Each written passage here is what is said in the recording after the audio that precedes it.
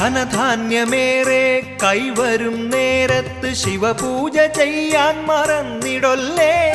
ധനധാന്യമേറെ കൈവരും നേരത്ത് ശിവപൂജ ചെയ്യാൻ മറന്നിടൊല്ലേ. ഇക്കണ്ടതൊന്നുമേ ശാശ്വതമല്ലല്ലോ, ശിവഭക്തിയൊന്നുണ്ടു ശാശ്വതമായി. ഇക്കണ്ടതൊന്നുമേ ശാശ്വതമല്ലല്ലോ, ശിവഭക്തിയൊന്നുണ്ടു ശാശ്വതമായി.